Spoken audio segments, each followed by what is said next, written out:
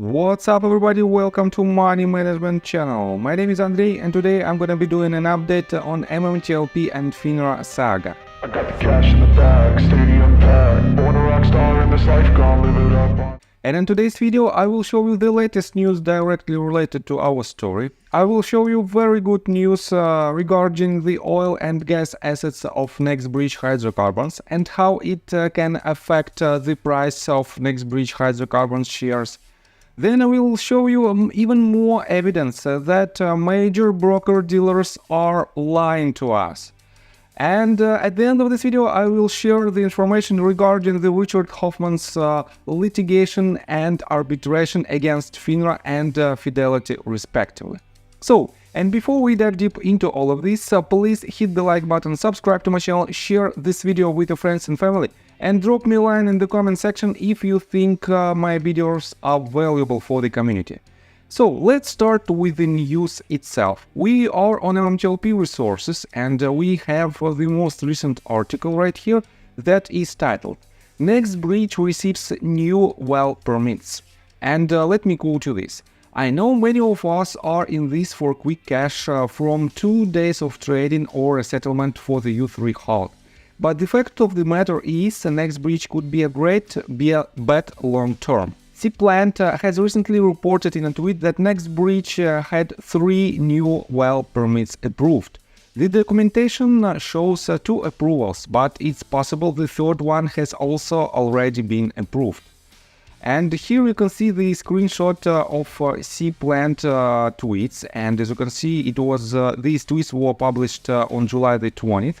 And the second tweet is related to the location of these wells that are near to the highway, and it is a very good location, I have to say.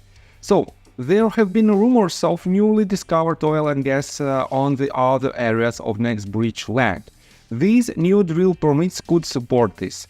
As a reminder, oil is currently priced at around $75 a barrel.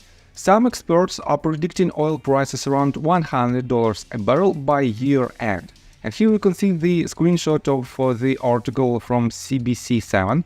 Oil prices expected to rise to $100 per barrel by late 2023.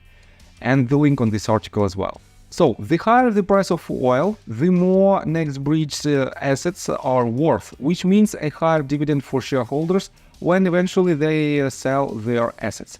This is the long game, and not what most people are currently interested in. But no matter how you look at it, there could be a rich payday 1 to 3 years away when these assets are fully proven, developed and sold. After all, we have no idea how long litigation, congressional efforts or stalling tactics will continue anyway. NextBridge CEO Clifton Dubois has recently teased an update for shareholders within the next couple of weeks. Sadly, we are still waiting for the December teased shareholder presentation that is still yet to materialize. So, I have to say that for those of you who don't know, we have basically 2 parts of the value of NextBridge hydrocarbon shares. First of all, definitely it is the intrinsic value of the assets that NextBridge hydrocarbon has. And definitely it is the Orogrande Basin, which is, in my opinion, extremely rich with oil and gas. And NextBridge hydrocarbons should discover as much as they can in order to increase the price of this basin. And if it happens, and when it happens, because it is happening right now, it also be reflected in the price of NextBridge hydrocarbons shares. So, and the second part of the price of NBH shares is definitely the illegal activity of the authorities and the illegal U3 halt. And depending on the results of the settlement or probably 2 days of trading, definitely it might be the huge add-on to the price of the NextBridge hydrocarbons assets as well. And that is what a lot of MMTLP investors are waiting for, and that is what we are fighting for. And definitely this fight will not end in the nearest future. We have to solve the major problem of naked shorting and of illegal activity on the markets. And on top of that, we have to bring more transparency on the market. And this is our main goal. And when, not if, but when we solve this problem, definitely it will be a huge breakthrough for the entire market. So, and let me show you next news. Due diligence 10 hours ago wrote this tweet. If you have $1 invested in the stock market and you have not signed this petition, I don't know what the hell are you waiting for. They're stealing from you. Stop them. And he posted this link on the petition.